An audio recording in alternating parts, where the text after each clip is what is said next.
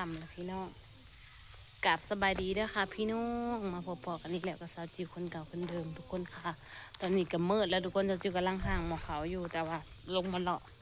เบิ่งบรรยากาศลงมาเอาบรรยากาศนะใส่เสื้อกล้ามทุกคนใส่เสื้อแขนยาวปัดห่อนก็เลยแกะออกบาดนี้ไปเบิ่งดอกไม้งามๆมาเบิ่งบรรยากาศยามแลงสาวจิวเอางัวเขาคอกเรียบร้อยทุกคนเอางัวเขาแล้วเรียบร้อยแล้วก็เกลือเป็ดเกลือไก่เรียบร้อยนะตอนนี้กำลังข้างหมอกเขาอยู่เด็กๆกับน้องอันใหม่แค่ในน้องอันใหม่อยู่ทุกคนมื้อนี้พอเพิ่นยังบ่มาสาวจิวผูกงัวเรียบร้อยแล้วเนาะเอางัวเขาคอกเลยป้าพี่น้องเบิ่งบรรยากาศสวยงามมากเลยเดี๋ยวสาวจิวถ่ายบรรยากาศให้เบิ่ง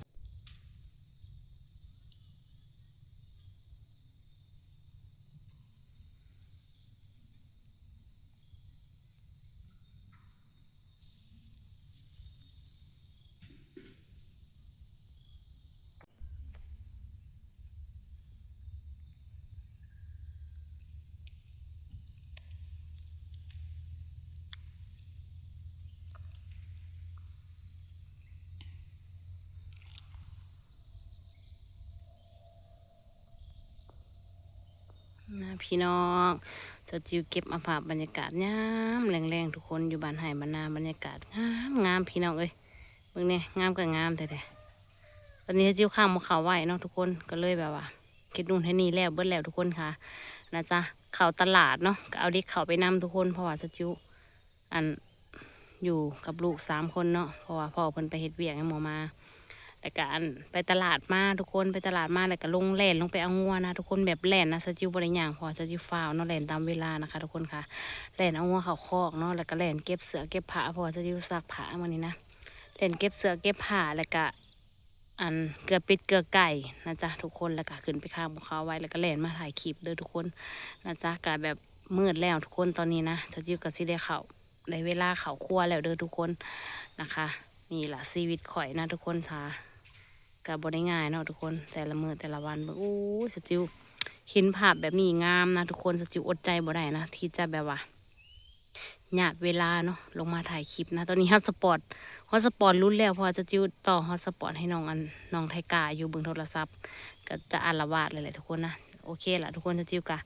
เก็บเอาภาพบรรยากาศซ้ำนี้ซะก่อนเนาะเดี๋ยวขึ้นไปเฮ็ดกับข้าวพร้อมกันเลยเด้อทุกคนว่ามื้อนี้สจิวจะทำเมนูอีหยังเด้อทุกคนเดี๋ยวไปเบิ่งนำกันเลยจ้าทุกคนค่ะบรรยากาศที่สงบสุขนะจ๊ะบ้านนาผาสุขหรือว่าสาวจิ๋วบ้านนานั่นเองเด้อทุกคนจะเป็นแบบนี้แหละภาพบรรยากาศยามไห่ยามนาอยู่แรง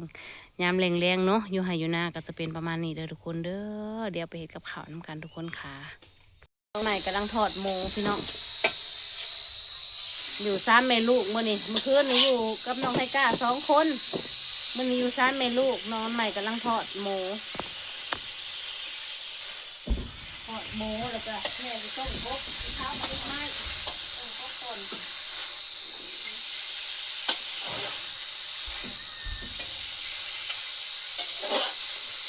ซากเลยใหม่นี่นะผู้เสียแทนเงินหน่อย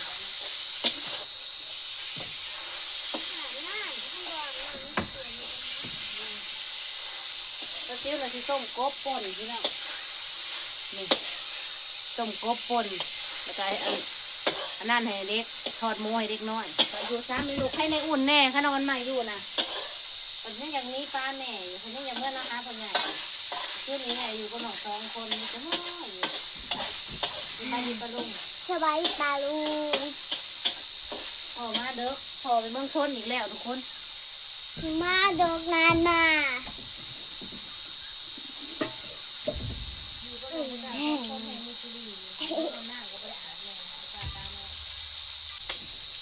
นะคะก็เลยสิต้มกบจะหลุดนะเป็นใหม่แล้วมั้งนะทอดหมู3 ชั้นให้เล็ก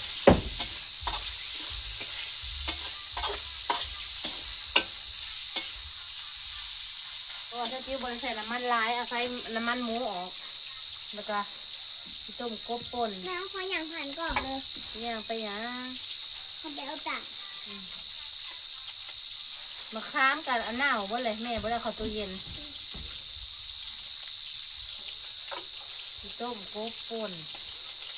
แต่ว่าจริงๆก็ใส่อันนั้นก็ได้ทุกคนใส่หน้ำไม้สมก็ได้นะแต่ว่าจริงๆใส่มะขามนี่แหละ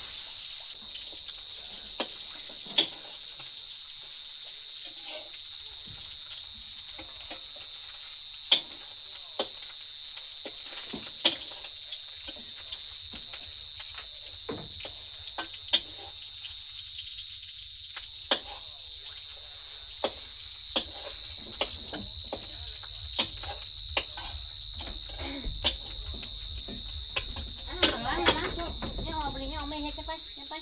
มันเริ่มมันอะไรมันโผล่น้ำมันให้ไปเดี๋ยวจำมันท บ่ได้จ้ะ ำต้มกบต่อทุกคนแล้วเลยทอดหมูนี่ทอดหมูให้เด็ก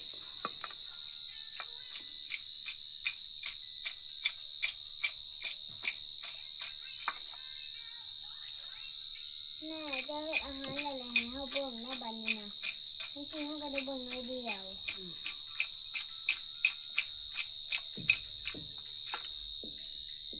ในน้ำมันมันก็ลุกเอาน้ำมันมันแป๊บนึงเอาน้ำมันมาแล้วก็ เฮาบ่กินไหนบ่แม่ว่าสิพามาลินฟ้าก่อนเดี๋ยวสิต้มกบว่าโอ๊ย พ่อชายเขาว่าลินสาบ มือได้เห็นบ่สิพามาลินมาก่อน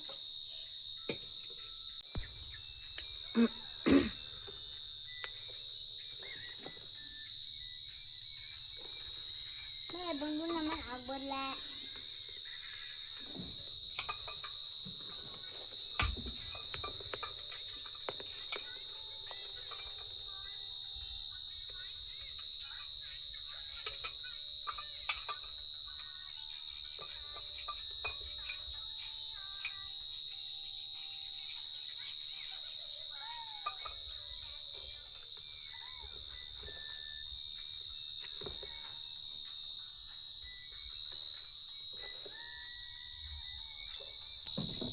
นี่ทุกคน พาวเรียบร้อยแล้วก็เอาไปใส่น้ำพี่น้องเอาใส่น้ำแล้วก็หลอกออกนะเรียบร้อยมาลินฟ้าพี่น้องแล้วก็สิข้างหม้อกบอันนี้ต้มกบ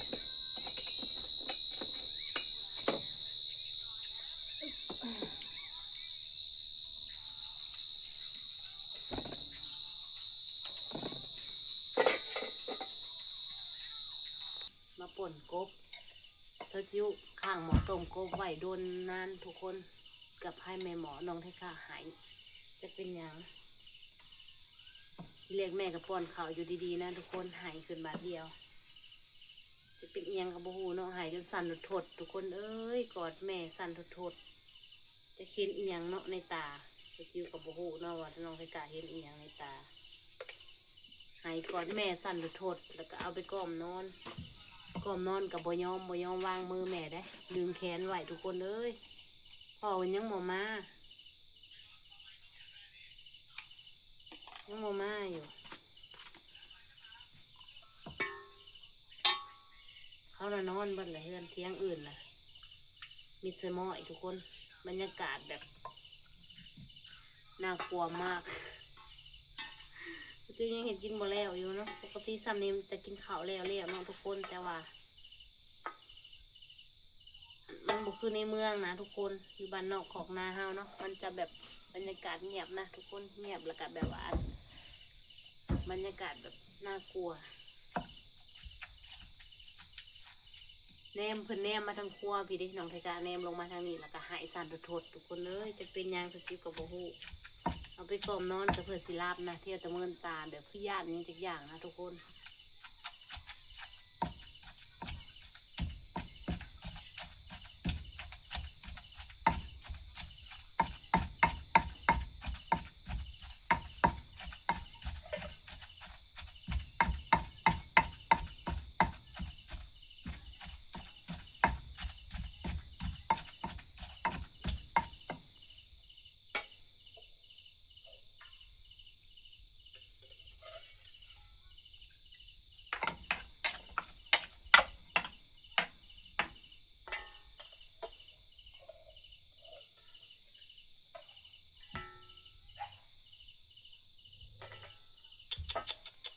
เด้อ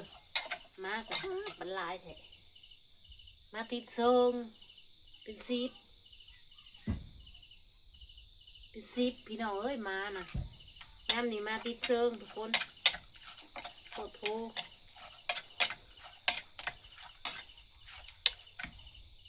ไม่เบิ่งน้องเด้อไม่แม่จะบริกินฮอดเขาเนี่ยทุกคนเอ้ยบริกินฮอดเขาฮอดน้ำ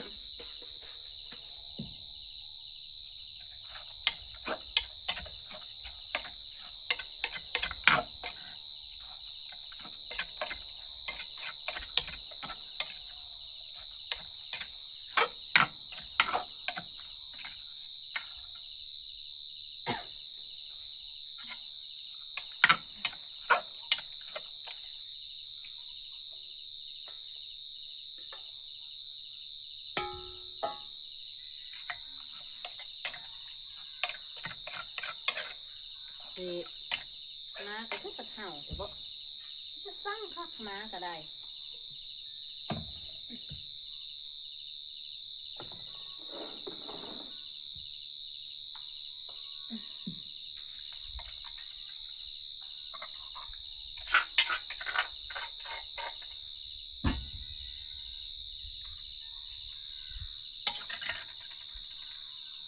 เรียบร้อยทุกคนมากินข้าวน้ำกันทุกคนมื้อนี้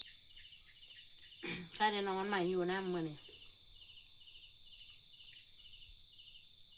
พ่อเพิ่นยังบ่มาน้องชนจะกลายเติบเนาะ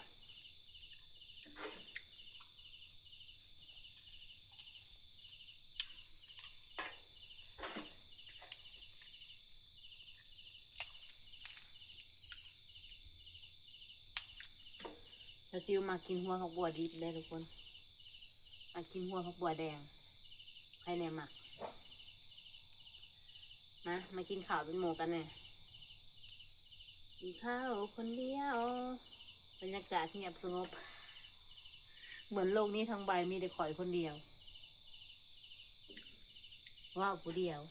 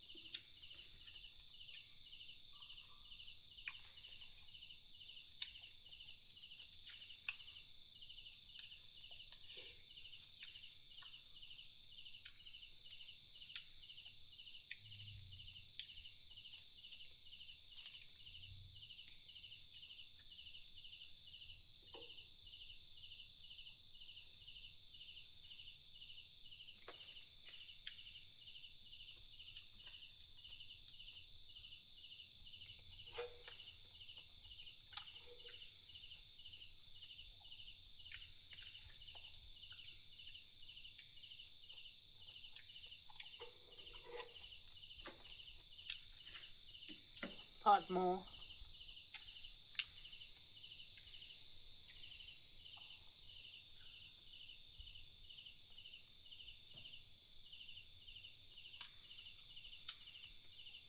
มืดไปเลยนะทุกคนอยู่ทุ่งนา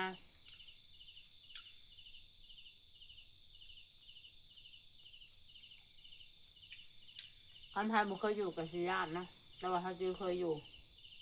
ก็เลยบ่ยาก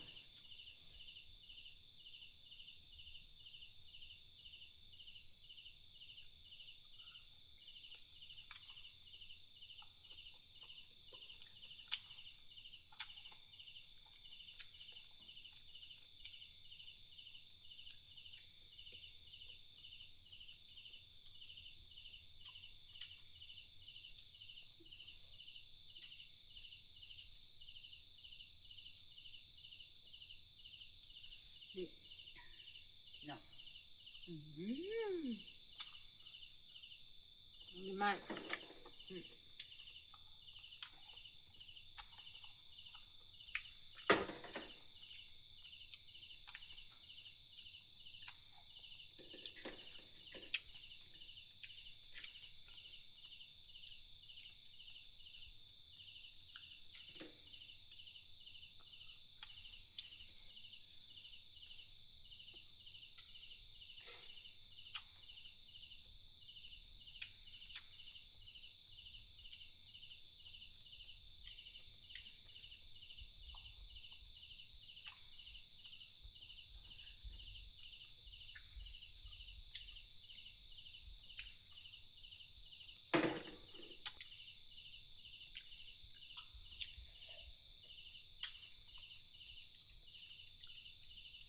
เ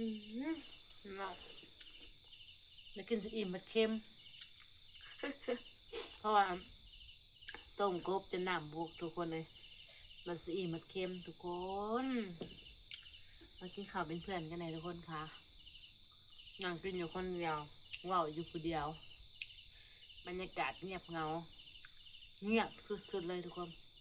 มีเสียงแมงไม้ได้ยินบ่เสียงแมงไม้หอนจิ๊บเจี้ยวเจี้ยวแล้วก็มีเสียงหมาหอนนำทุกคนเสียงหมาหอนถ้าไปขี่ยานจะซิวแนะนำว่าอย่านอนหน้านะทุกคนโอเคละเรากินนี้อยู่เขาจงไปสนิทกันก่อนนะทุกคนเด้อกินข้าวกับป่นกบกับแซ่บเลยทุกคนค่ะแก้มก็มักลิ้นฟ้าทุกคนจ้านะจ้า